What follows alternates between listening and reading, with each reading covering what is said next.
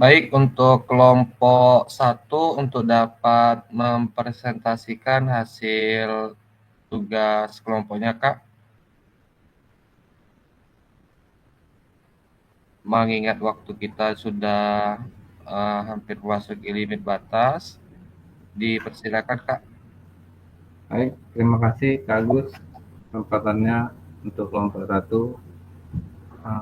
Saya akan mencoba menjawab yang pertama. Di sini perhatian murid Kak ya, Iya. atau peserta didik. Jadi menurut saya ada beberapa hal yang mesti kita terapkan agar kita sebagai guru mendapat perhatian sebagai kepada dari peserta didik kita sendiri. Yang pertama, kesepakatan awal yang melibatkan peserta didik. Mungkin di dalam pembelajaran kita dari awal itu sudah ada semacam kesepakatan sebelum kita memulai proses pembelajaran yang utuh. Jadi di awal itu apa kesepakatan kita? Contoh mungkin mulai dari pakaian. Kalau mungkin anak-anak disuruh duduk dulu.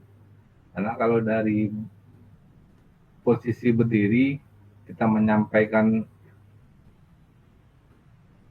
materi atau tugas, mungkin anak-anak yang bagian belakang itu sudah mulai iseng-iseng aja tuh, nganggu-nganggu kawannya. Mungkin itu yang kedua. Yang ketiga, komunikasi yang baik dan jelas. Ini sebagai guru kita harus berkomunikasi yang benar, yang baik, yang jelas, agar peserta didik itu paham, baik itu dengan instruksi kita atau tugas yang akan kita berikan nanti pada saat praktek. Jadi kalau misalnya penyampaian kita nggak jelas, dia nggak tahu apa yang diperintahkan atau apa yang diinstruksikan, apa yang ditugaskan. Nanti yang ketiga. Yang keempat, efisien waktu. Efisien waktu di sini banyak. Mungkin dari awal, kesepakatan awal tadi, ganti pakaian, itu kan kita harus minimalisir. Jangan terlalu lama untuk ganti pakaian. Lalu waktu kita menyampaikan materi juga tidak harus lama, karena anak-anak kalau sudah di lapangan tentunya dia pengen bergerak. Mungkin di situ efisien waktunya menurut saya. Yang kelima, proses pembelajaran yang lebih menarik dan menyenangkan. Nah, ini agar termotivasi. Mungkin dari yang kita belajar tadi, pakai ice breaking, lalu nanti sebelum masuk ke materi utamanya kita pakai permainan kecil. Lalu kalau misalnya kita di dalam kelas, mungkin kita menyajikan konten, video, dia anak-anak lebih bisa tertarik untuk mengikuti. Lalu yang keenam, ini tidak membeda-bedakan. Ya, tidak membeda-bedakan ini kan kadang kalau misalnya kita ngurus, oh ini yang bisa, ini pinternya nih. Jadi yang pendiam kita tidak perhatikan, besok-besok udah malas dia perhatian dengan kita gitu kan. Jadi kalau bisa samakan, kalau memang dia butuh perhatian khusus nantinya waktu praktek, nggak apa-apa melalui teman sejawat juga bisa. Nah, ini yang paling penting bagi guru ya, penguasaan materi. Karena dengan penguasaan materi ini apabila peserta didik bertanya dengan kita, mungkin kita akan bisa menjawab. Mungkin itu aja, Kak Agus. Mungkin dari kakak-kakak yang lain dari kelompok 1 mungkin bisa membantu menjawab lagi. Terima kasih, Kak Agus. Baik, terima kasih Kak Ido dari kelompok 1 yang telah memaparkan. Kalau yang nggak ikut, kalau yang nggak pakai olahraga, gimana? Jadi kita nanya kembalikan kepada peserta didik apa sanksinya,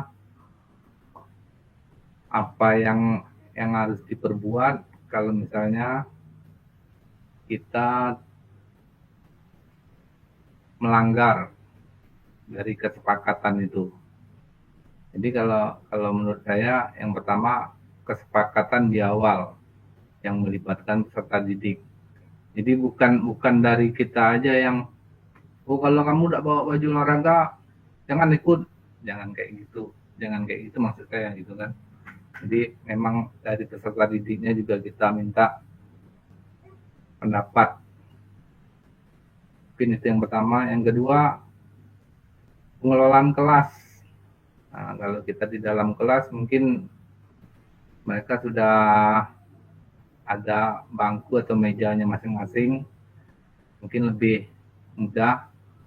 Namun di saat kita di lapangan sebagai guru PJOK, kita tidak mungkin membebaskan, ya, nak duduk di mana, nak duduk di sini, nak duduk di sana, cuman barisnya. Jadi kita sebagai guru harus bisa mengolah kelas itu agar tertata.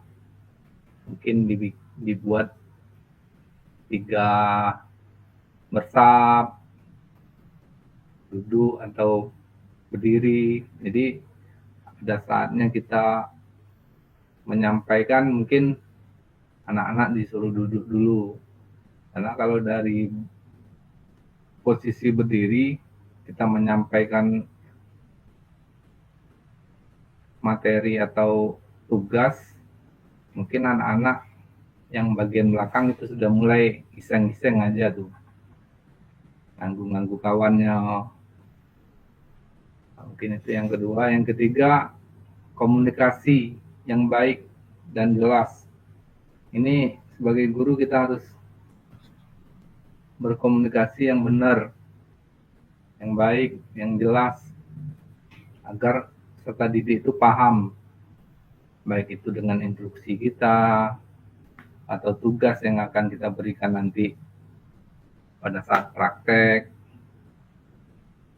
Jadi kalau misalnya penyampaian kita nggak jelas, dia nggak tahu apa yang diperintahkan atau apa yang diinstruksikan, apa yang ditugaskan. Itu yang ketiga. Yang keempat, efisien waktu. Efisien waktu di sini banyak. Mungkin dari awal, kesepakatan awal tadi, ganti pakaian, itu kan kita harus minimalisir. Jangan terlalu lama untuk ganti pakaian. Lalu waktu kita menyampaikan materi juga tidak harus lama, karena anak-anak kalau sudah di lapangan tentunya dia pengen bergerak. Ini di situ efisien waktunya menurut saya. Yang kelima, proses pembelajaran yang lebih menarik dan menyenangkan.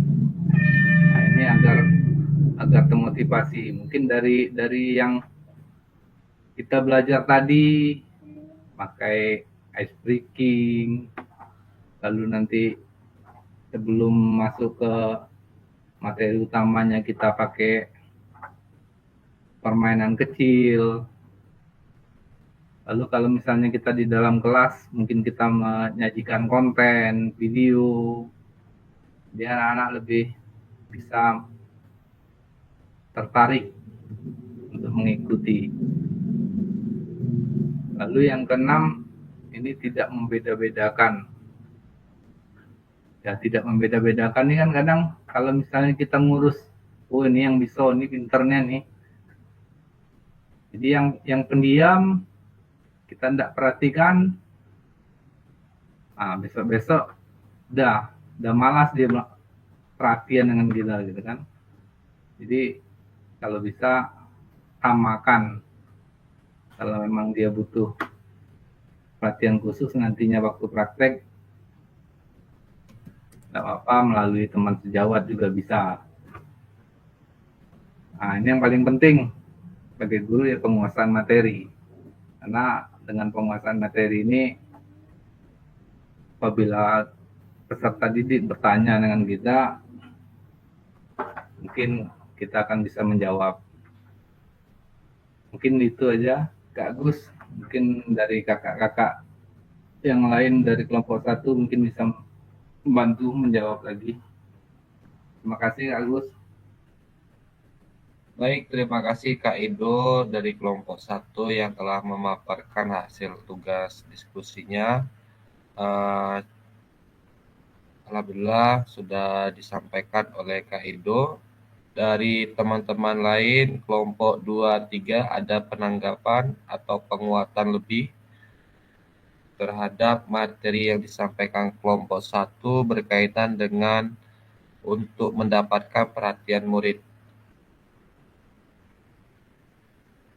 Bagaimana kakak-kakak?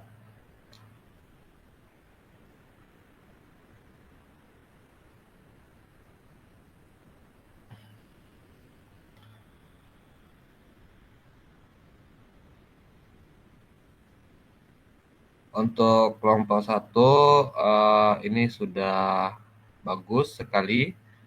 Apa yang disampaikan oleh Kak Edo merupakan hal-hal yang harus kita pahami, harus kita lakukan, dan harus kita terapkan untuk mendapatkan perhatian murid. Dari saya ini sudah cukup bagus, Kak Edo. Yang terpenting adalah bagaimana teori ini kita terapkan secara nyata di lapangan ataupun di kelas-kelas kita. Untuk kelompok 1 cukup, kita lanjutkan untuk kelompok 2 dan 3. Untuk kelompok 2 dipersilakan.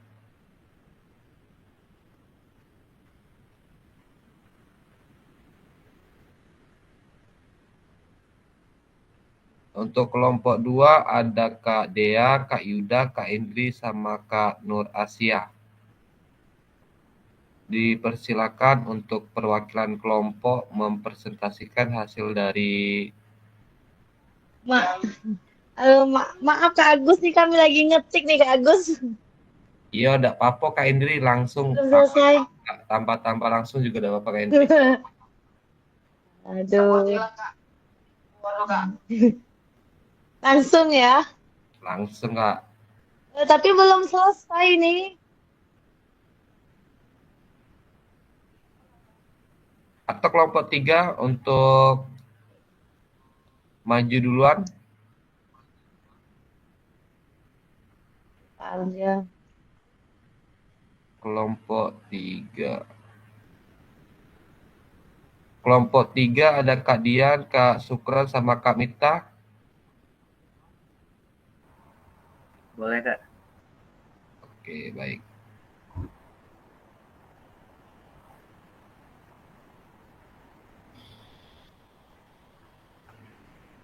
Terima kasih Kak Agus. Ini saya akan membacakan ya. Ini dari menurut yang saya dapatkan tadi tentang syarat pembelajaran, isyarat pembelajaran atau CUE ya, tulisannya kita baca menurut bahasanya aja ya, CUE. Itu merupakan stimulus atau petunjuk yang diberikan guru untuk mengarahkan perhatian peserta didik.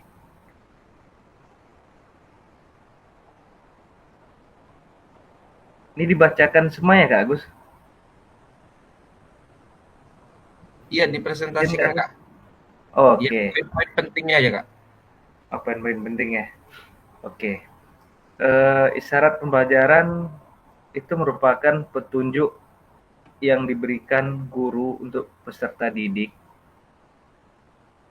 membantu peserta didik untuk memahami pembelajaran yang akan dilakukan. Nah, itu berfungsi untuk meningkatkan keterlibatan peserta didik, pemahaman konsep, dan ketercapaian hasil belajar nanti. Adapun jenis-jenis isyarat yang bisa kita berikan yaitu melalui visual, verbal, dengan cara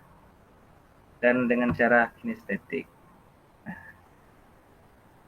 Terus untuk fungsi isyarat pembelajaran itu sendiri itu untuk memfokuskan perhatian siswa atau peserta didik, membantu pemahaman pembelajarannya, meningkatkan motivasi peserta didik, memfasilitasi ingatan atau mengingatkan kembali apa yang sudah pernah dipelajari, terus meningkatkan partisipasi peserta didik. Jadi untuk memberikan isyarat yang lebih efektif, kita itu cukup memberikan dengan singkat dan jelas, relevan, bervariasi, tepat waktu, dan sesuai dengan tingkat perkembangan peserta didik itu sendiri. Mungkin dari saya itu aja Kak Gus, mungkin dari teman yang lain ada yang mau menambahkan. Baik, terima kasih Kak Dian yang telah mewakili dari kelompok 3 mempresentasikan hasil kerja kelompoknya. Untuk kelompok lain, ada tanggapan, tambahan, ataupun penguatan hasil dari pembahasan dari kelompok 3?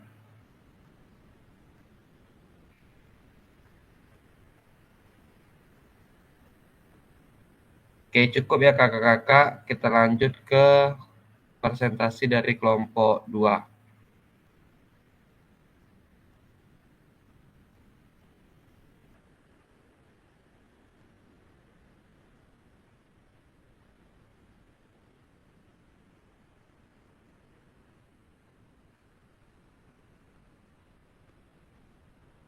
Sepertinya kelompok 2 sedang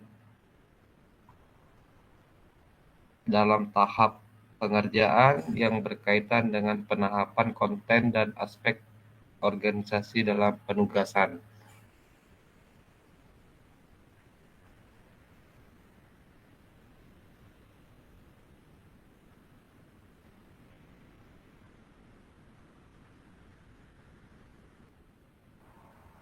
Boleh Kak?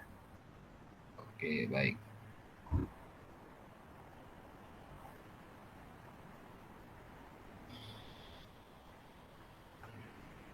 Oke, terima kasih Kak Agus.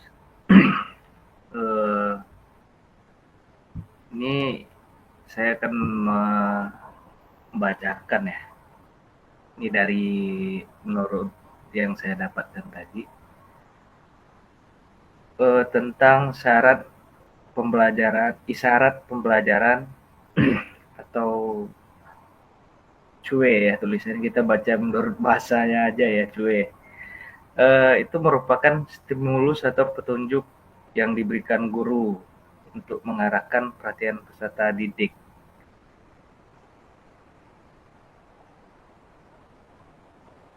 Ini dibacakan semua ya Kak Agus? Iya, dipresentasikan Kak. Oke. Ya, poin pentingnya aja Kak. Apa yang paling penting ya? Oke. Isyarat pembelajaran itu merupakan petunjuk yang diberikan guru untuk peserta didik, membantu peserta didik untuk memahami pembelajaran yang akan dilakukan. Nah, itu berfungsi untuk meningkatkan keterlibatan peserta didik, pemahaman konsep, dan ketercapaian hasil belajar nanti. Adapun jenis-jenis isyarat yang bisa kita berikan yaitu melalui visual, verbal, dengan cara kinestetik. Nah,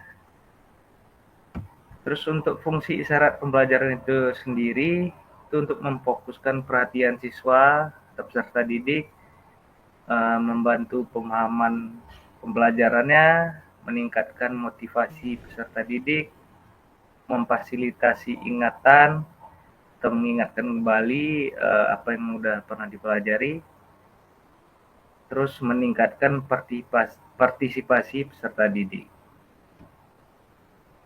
Jadi untuk memberikan isyarat yang lebih efektif, kita itu cukup memberikan dengan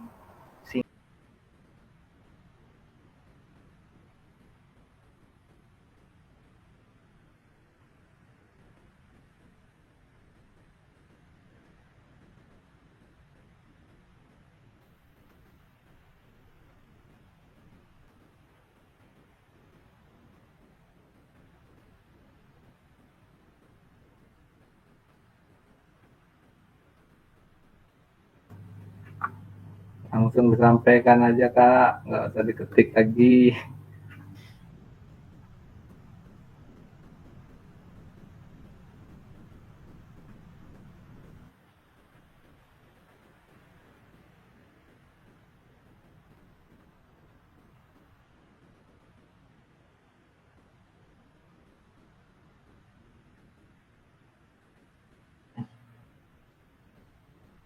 Baik, untuk perwakilan kelompok 2 untuk dapat langsung mempresentasikannya Kak, mengingat waktu.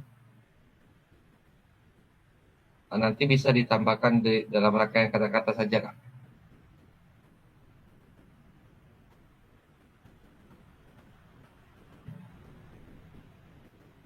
Kepada perwakilan kelompok 2, dipersilakan.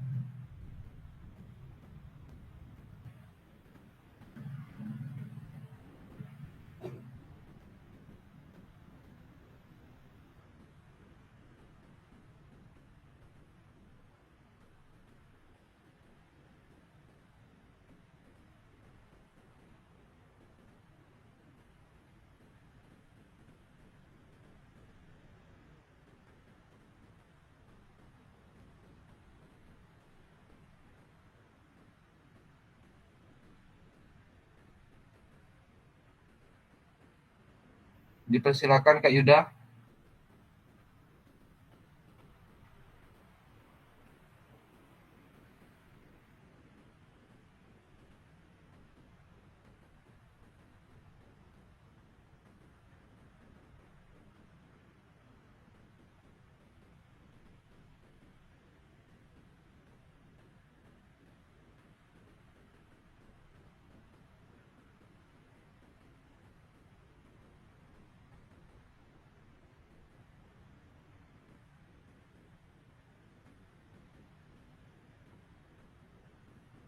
Cek monitor kelompok 2. Cek 1. Ya, dipersilakan Kak Yuda. Oke, izin Kak Agus. Kami dari kelompok 2 mencoba untuk mempresentasikan tugas kami. Yang pertama yaitu menentukan tujuan konten, yaitu servis bawah dalam permainan bola voli Kak Agus. Nah, untuk urutan pengajaran yang kami lakukan, yang pertama memfasilitasi siswa untuk memukul bola menggunakan tangan secara bebas. Yang kedua, memfasilitasi siswa untuk memukul bola menggunakan telapak tangan. Yang ketiga, memfasilitasi siswa untuk memukul bola menggunakan kepalan tangan. Yang keempat, memfasilitasi siswa untuk memukul bola menggunakan pergelangan tangan. Dan yang terakhir, memperbaiki gerakan siswa. Nah, itulah Kak Agus untuk presentasi tugas kami dari kelompok 2. Sekian, terima kasih. Oke, baik Kak Yuda, terima kasih sudah mewakili dari kelompok 2. Baik kakak-kakak, terkait pembahasan malam hari ini ada yang ingin ditambahkan Kak untuk tahapan ini?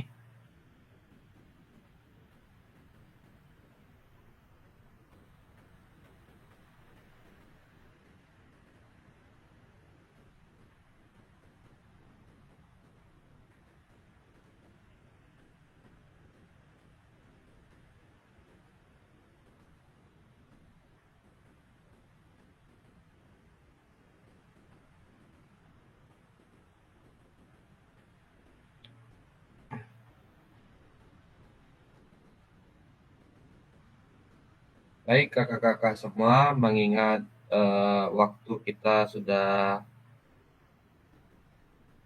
malam, untuk tahap presentasi dan diskusi kita cukupkan.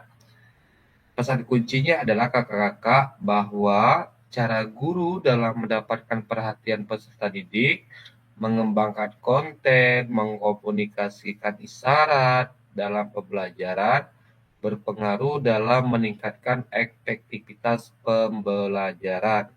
Kata kuncinya adalah berpengaruh dalam meningkatkan efektivitas pembelajaran.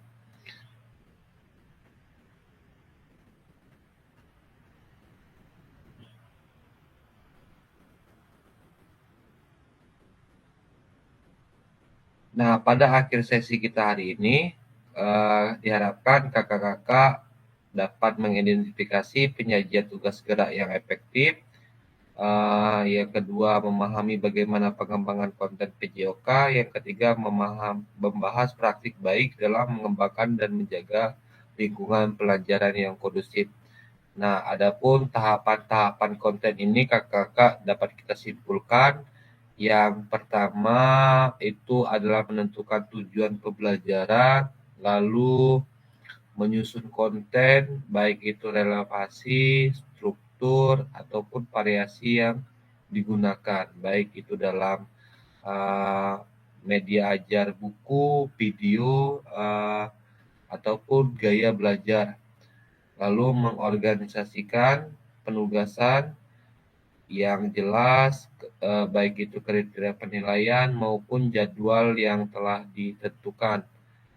Selanjutnya dapat memberikan dukungan dan sumber daya yang ada, baik itu sarana dan prasarana yang digunakan. Selanjutnya adalah evaluasi penilaian dan umpan balik, lalu refleksi.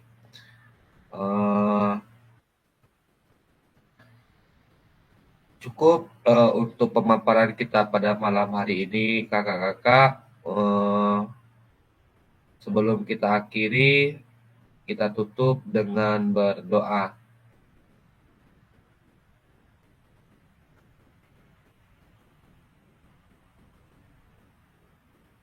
Diminta bantuannya kepada Kak Dian untuk menutup, Kak.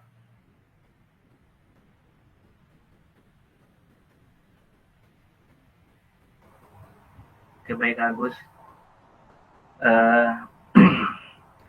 Oke, sebelum mengakhiri Zoom untuk hari ini, semoga apa yang kita bahas, yang kita pelajari dari tadi mendapatkan manfaat buat kita semua.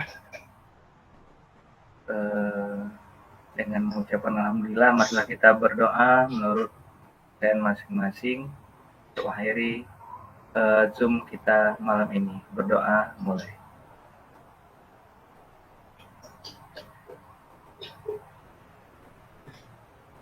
Ya, selesai. Terima kasih Kak Agus. Baik, terima kasih Kak Dian, terima kasih kepada kakak-kakak semua yang telah mengikuti kegiatan rangkaian kita pada malam hari ini.